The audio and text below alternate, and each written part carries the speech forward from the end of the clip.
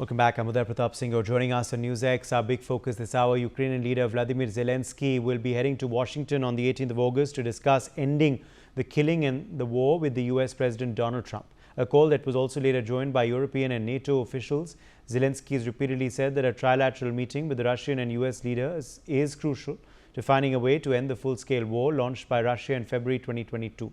This comes as Trump also voiced the idea of such a meeting, saying it could happen if his bilateral talks with Putin were successful. Remember, the talks between US President Donald Trump and Russian President Vladimir Putin ended after more than 2.5 hours with no agreement to resolve or pause the nearly 4-year-old Ukraine conflict.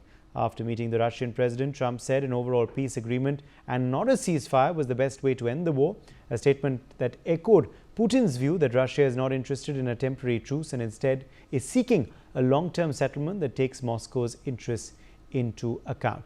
Let me get in Glenn Grant, former advisor to Defense Minister of Ukraine, who's joining us live on the broadcast. Glenn, thank you for being with us today on NewsX. How do you view this meeting and the progress made in Alaska? Well, first of all, I'm actually in Kiev at the moment, so I've had plenty of opportunity to talk to a lot of people about it. Yes. I don't think there was any progress in Alaska. I think that everything that Trump has said in the past was said again. Sorry, not Trump. Putin has said in the past, has said again, and been reiterated that Russia wants a long-term solution that basically means capitulation on the part of Ukraine. And we have no idea whether Trump went along with this, but frankly, it seems as though he didn't come out having got any concessions from Putin at all. Okay, and then since you are in Kiev, I have to ask you about how this meeting is being perceived by those within Ukraine. Of course, Donald Trump has spoken with Volodymyr Zelenskyy after this meeting. There is that meeting scheduled between the two for Monday in Washington, D.C. as well, when we will probably hear more about Zelenskyy's viewpoints. But as far as the progress made yesterday, how is this being perceived in Kiev? What is Ukraine's reaction to this meeting? I think you have to look at this in two parts. The first part is the government. The second part is society. The majority of people that I spoke to yesterday are of the solid view that absolutely nothing happened of any value and there was no movement forward, and that the country is still on its own and will have to fight on its own. Now, what Zelenskyy is thinking is very, very difficult to understand, because he's in a very difficult position at the moment with society, having effectively refused to do anything about corruption and supporting his own people that are corrupt. And that if he goes too far and actually starts to follow any of the Russian line, then there is a very real chance that there will be another Maidan and he will be unseated. Okay, let me also quickly then ask you about this possibility of a trilateral summit between Zelenskyy, Putin and Trump. Volodymyr Zelenskyy reportedly has welcomed that proposition, but do you believe it could happen in the near future? Well, anything can happen, but whether it has any effect is another matter. I mean, the truth of the matter is that Putin is not going to change what he says. Zelenskyy is very unlikely to change what he says if he wants to stay as president. And that leaves the third man in the room, Trump. And Trump doesn't seem to have anything to offer to Ukraine at the moment. What he wants is deals with Russia. He wants money, basically, and he wants his Nobel Peace Prize. But Putin's not going to give him that. And Zelenskyy, as I said, is in a difficult position. I don't think he will give in. So what can Trump actually do? If he's not going to put sanctions onto Russia, then his only alternative is to bully Zelenskyy again. And that's not going to go down well in Ukraine with the people, I can tell you. Okay, let me in fact quickly then ask you though, Glenn Grant, about now this meeting on Monday in Washington, D.C. What do you believe will be on the table and what is likely to be the viewpoint of Trump and Zelenskyy for that meeting? Do you believe it is a meeting which could potentially lead to a ceasefire or peace deal if there is agreement between Zelensky and Trump on what was discussed in Alaska?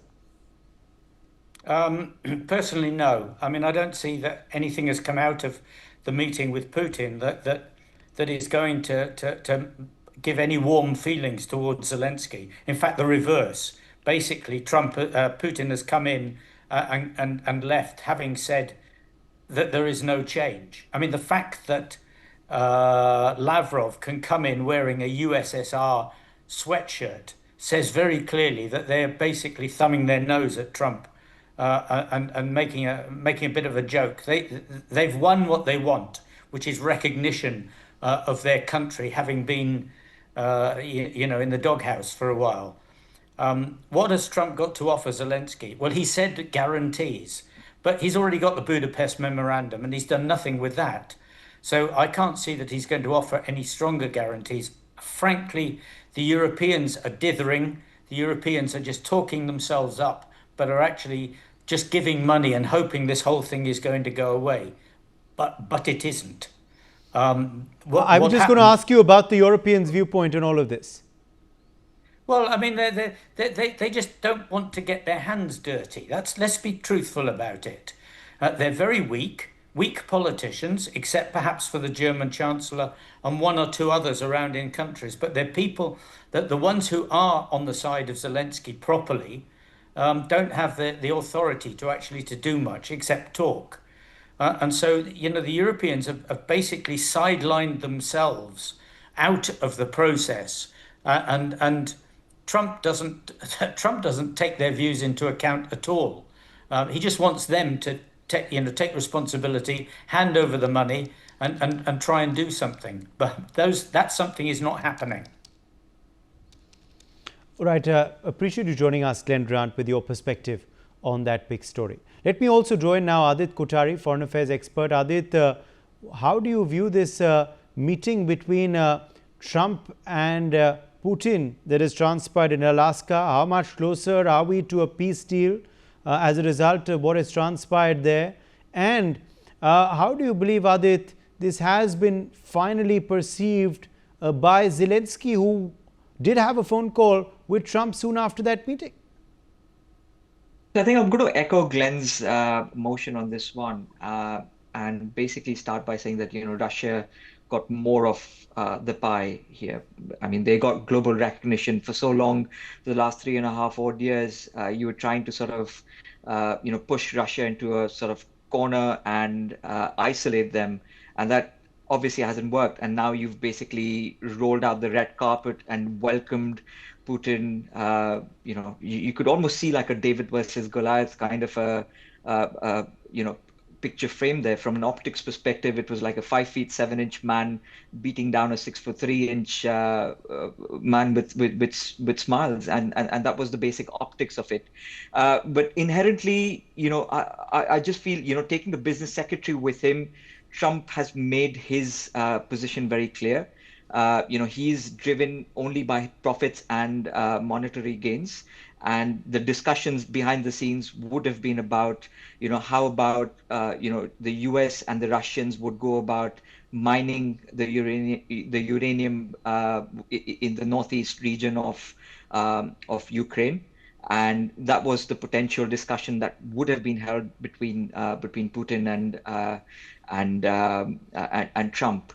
As a consequence, the ball is now pretty much in Zelensky's court, where whether he wants to cede the 20% of Ukraine's land to Russia and also provide sureties to Vladimir Putin that he would never join, or rather Ukraine would never join NATO, and they would never allow any of the NATO weapon systems to be housed in Ukrainian soil. I think those are the kind of assurances that Putin would have been promised by Trump, but that has to be provided and signed off by Zelensky and the European partners. Look, frankly, I think the European partners have been quite a letdown. It all started off with Boris Johnson trying to deflect his Partygate issue. So, he tried to sort of prop up Zelensky during the early part of 2022, and that sort of set the next set of ball rolling. the European partners are pretty much on a very weak stand, and they need to demonstrate to their local electorate that they are supporting Ukraine against Russia, or else it's doomsday for them. So they're all trying to fight for their own political relevance at this point. So like Glenn said, I don't think Europe is going to be Europe is going to be completely bamboozled, and they're going to be completely lambasted in the grand scheme of things. Trump is probably going to be able to arm twist Zelensky, saying that either you support this particular trade talks and the peace talks, or we do not supply anything going forward, and you're completely on your own. Okay, let me in fact take that to Ambassador Bhashpati Mukherjee as well, former diplomat who's also live with us now. Ambassador Mukherjee, a meeting, of course, which lasted for about 2 to 3 hours in Alaska, had the world watching with keen anticipation. How do you see the fallout of this meeting on this potential peace deal? No ceasefire yet, no official deal yet, but do you see it coming nearer with what has transpired in Alaska? I think in this meeting, Putin has emerged as the clear victor. He got into Trump's car on the tarmac. The body language was very interesting. He has always been insisting that there should be a peace agreement and no ceasefire. He got what he wanted. That's exactly what he wanted. Moreover, as we should know to our cost, after 1962, Uday, history has demonstrated that peace deals are never kind to those who've lost the war. We never got back what we lost in 62. I don't see Ukraine getting back anything that it has lost. I think the peace deal will freeze the actual line of control. It will be called the line of control. This conflict started because NATO and the European Union defied the agreements, the clear agreements that had been negotiated after the end of the USSR, on the basis of which it was decided that there would be no NATO frontline state whose weapons would be like a dagger into the Russian heart. That is the way Gorbachev said it, not Putin. After that, those clear agreements, the Minsk Accords, etc., they were blatantly violated. First, by giving NATO NATO membership to the Baltic states, and then imagining that the Russians would keep quiet when Ukraine became a NATO state, while it was very clear that Ukraine did not have the credentials either to become a EU member state or a NATO member state. This was clear from the beginning. This was just posturing, but it was very dangerous posturing when you try to pull the tail of a giant polar bear. You pull it too hard, this is what you get. And under those circumstances, now we are in a situation where clearly President Trump, he wants this deal, this peace deal. This will definitely get him the Nobel Peace Prize. Nobody can stop him. If he gets this deal through, it's through. And what does Zelensky have to give in return? He's been defeated. His term is over. In any case, he tried to avoid a re-election, saying that the country is at war. And his argument that the peace deal has to be ratified by the Ukrainian parliament, which is true, doesn't hold true when you've lost a war. You've lost a war. You're in no position to do anything. And you are completely dependent on United States for money and weapons, because your so-called European Union partners, as Audit correctly pointed out, they have just talked and talked. They caved in to Trump's threat of sanctions, leaving emerging economies like Brazil and India watching with awe and surprise at the manner in which they caved in. A whole group of highly developed countries just caved in to Trump's threat on sanctions, as Japan did, but as India has not. There are many lessons actually to be drawn from all these ongoing politics. And one of them is a great disappointment that the European Union, that one would have thought is a great power, has demonstrated that because it is completely dependent on US for security against Russia, They will, as Audit says, for their domestic constituencies, keep talking, but that's it. They are not going to help Zelensky.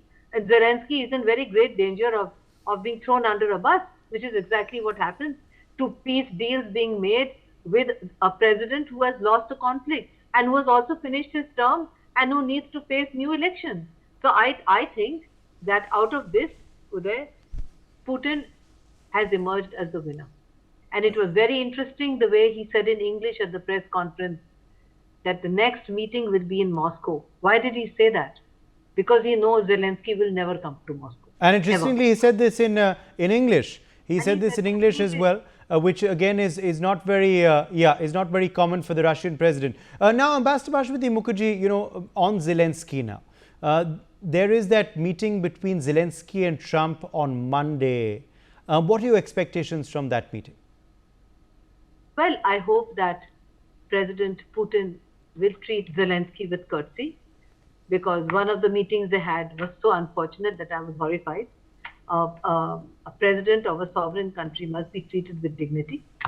But I don't see anything except Zelensky agreeing, because Zelensky has no cards on his side.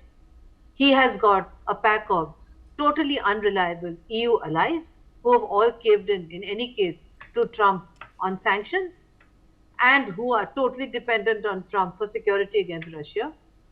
And what does he have in return? The only thing he has in return is that Ukraine has been able to sit on a little bit of Russian territory. He can perhaps argue that he wants to hang on to that territory. If they're going to freeze it the way it is, then he will get 10% of Russian territory in return for losing 22.5% of Ukrainian territory. And as I think Audit pointed out, the undignified spectacle of the Putin and Trump dividing up the uranium and the rare minerals, etc., between themselves, because that's how great powers behave when small countries lose conflicts that have been forced upon them because of big power politics. Zelensky should have known better than to have pulled the big polar bear's tail so hard. He should have backed off. When there was time to back off, he did not back off. He put too much of faith, as Audit said, in his EU allies, not realizing, perhaps not being a student of European history, that in times of conflict, EU has caved in again and again and again. How would the Europeans then be viewing this entire meeting in Alaska and this follow-up as well on Monday, which interestingly both those meetings don't involve them? Even the Trilateral summit makes no mention of any EU head of state, Adit Kothari.